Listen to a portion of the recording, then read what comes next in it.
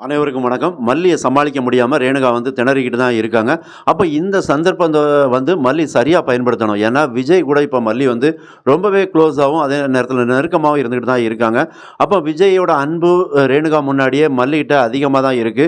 அது அந்த ரொமான்ஸ் விஷயமா இருக்கட்டும், இல்ல அன்பா பேசுறதா இருக்கட்டும், மல்லிக்கு சப்போர்ட்டா விஜய் பேசுறது, இது எல்லாமே வந்து ஒரு மகிழ்ச்சியான விஷயம் தான். அப்ப இந்த நேரத்தில தான் வந்து மல்லி சில விஷயங்கள வந்து சில முடிவுகளை எடுக்கணும். ஏன்னா, இப்ப இந்த கல்யாணம் அப்படிங்கிற விஷயத்துக்கு விஜய் சம்மதிச்சிருக்காரு. அதாவது ரேணுகா கழுத்துல நான் தாலி கட்டுறேன் அப்படின்னு தான் சொல்லியிருக்காங்க. அப்ப அந்த விஷயத்த தடுக்கணும் அப்படின்னு மல்லி நினைக்கிறாங்க. அதுக்கு எந்த மாதிரியான விஷயத்த கையில எடுக்க போறேன் அப்படிங்கிற ஒரு முடிவு தெரியாம மல்லி வந்து யோசிச்சுக்கிட்டு தான் இருக்காங்க. ஆனா அவங்களுக்கு பக்கபலமா இருப்போம் அப்படிங்கிற மாரி இந்த மனோகர், அப்புறம் வந்து நாகு இவங்களும் துணையா தான் இருக்கிறாங்க.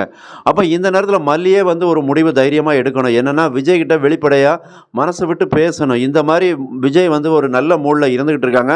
அப்ப இத வந்து மல்லி தனக்கு சாதகமா பயன்படுத்தி விஜய் கிட்ட வந்து பேசணும். அதாவது ரேணுகா பத்தின விஷயங்கள வந்து வெளிப்படையா மல்லி வந்து எடுத்து கூறணும். என்ன மாதிரியா எடுத்து சொல்லலாம் அப்படின்னா, அதாவது இந்த ரேணுகா அப்படிங்கிறவங்கள நான் தான் கூட்டு வந்தேன். உங்களோட மனைவி, முதல் மனைவி கிடைச்சிட்டாங்க. அதுவும் வெண்பாவுக்கு கண்டிப்பா இவங்க வந்து அம்மா, ரியல் அம்மா கிடைச்சிட்டாங்க அப்படிங்கிற சந்தோஷம் எனக்கு இருந்தது.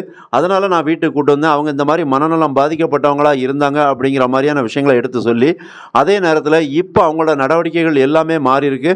நான் சில உண்மைகள அவங்கள பத்தி நான் கண்டுபிடிச்சிருக்கேன். இது எல்லாம் உண்மதான். இத நீங்க எப்படியாவது நம்பி தான் ஆகணும் அப்படிங்கிற விஷயத்த வந்து விஜய் கிட்ட எடுத்து சொன்னாங்கன்னா, விஜய் ஓரளவுக்கு புரியக்கூடிய ஒரு வாய்ப்பு இருக்கு. ஆனா, இப்போ விஜய்க்கு இருக்க மனநிலை என்னவா இருக்குன்னா, அவருக்கு அந்த பிசினஸ் ப்ராஜெக்ட்டு அத வந்து சக்சஸ் பண்ணணும் அப்படின்னு தான் நினைக்கிறாங்க. இந்த மாரியான நேரத்தில விஜய் கிட்ட மல்லி சொன்னா, விஜய் அத கேட்பாரா காது கொடுத்து அப்படிங்கிறதையும் புரிஞ்சுக்கணும். ஆனா கேட்கக்கூடிய ஒரு வாய்ப்பு இருக்கு. ஏன்னா, கரைப்பார் கரைத்தால் கல்லும் கரையும் அப்படின்னு சொல்லுவாங்கல்ல, அத மாரி வந்து மல்லி பக்குவமா எடுத்து பேசணும். அதே நேரத்தில விஜய் மட்டும் நம்புனா பத்தாது. இன்னொரு பக்கம் கதிரேசனும் வந்து இது என்னோட பொண்ணு ரேணுகா இல்ல, ரேணுகா இறந்தது, இறந்தது தான் அப்படின்னு அவரு கான்ஃபிடென்ட்டா நம்பணும். ஆனா அதுக்கான வாய்ப்பு ரொம்பவே கம்மி தான். ஏன்னா, அங்க நிஷா வந்து கூட இருக்கிறதுனால, நிஷாவ பொறுத்தவரைக்கும் மல்லி என்னதான் வந்து சொன்னாலும், அப்போ நிஷா எப்படி அத எடுப்பாங்க அப்படின்னா, உன்னோட வாழ்க்கை கேள்விக்குறி ஆயிரும். உன்னோட இந்த அதாவது சாம்ராஜ்யமா நீ வாழ்ந்துகிட்டு இருக்க. இப்போ ஒரு சொகுசான வாழ்க்கைய வாழ்ந்துகிட்டு இருக்க. இந்த வாழ்க்கை பறி போயிரும் அப்படின்னு நீ நெனச்சு தான் இந்த மாரி ஒரு ட்ராமாவ பண்ற அப்படின்னு மல்லி மேல ப்ளேம் பண்ணக்கூடிய ஒரு வாய்ப்பு இருக்கு. ஏன்னா, நிஷா அதத்தான் செய்வாங்க. அப்படி இருக்கிற சூழ்நிலையில கதிரேசன் வந்து தான் பொண்ணு நிஷா சொல்றது தான் கேட்பாங்க. அப்ப அத வந்து ஏத்துக்க மாட்டாங்க மல்லி சொல்றத.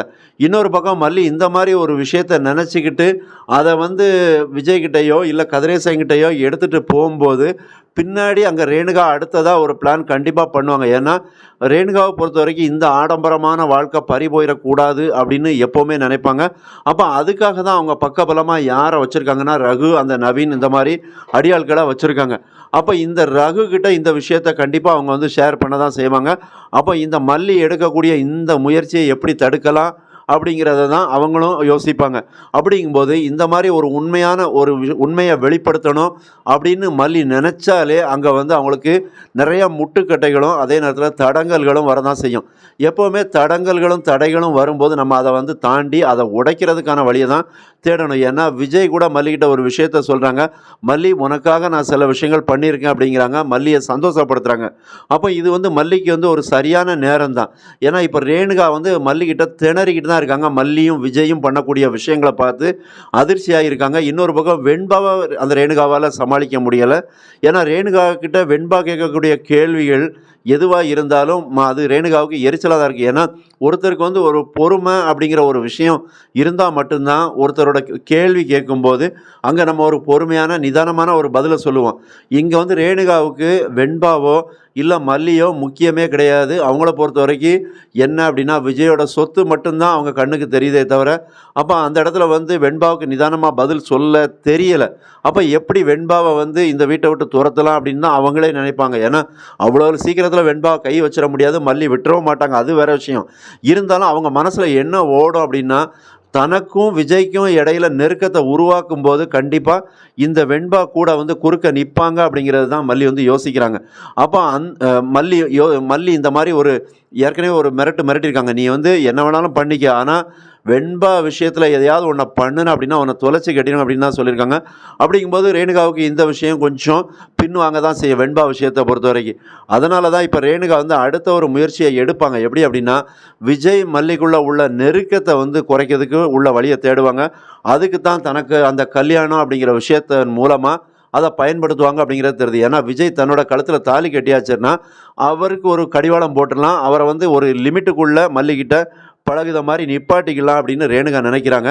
ரேணுகா நினச்சா மட்டும் பார்த்தாது, அங்கே விஜய் நினைக்கணும். விஜயோட மனசில் வந்து மல்லி முழுக்க முழுக்க நிறைஞ்சிருக்காங்க. ஏன்னா மல்லிக்காக தான் விஜய் சில விஷயங்களை பண்ணுறாங்க. அப்படிங்கும்போது அவ்வளோ சீக்கிரத்தில் ரேணுகாவால் மல்லி விஜய்க்குள்ளே உள்ள அந்த பாண்டிங்கை உடைக்க முடியாது. இதில் உங்களோட கருத்து என்னவா இருக்குது?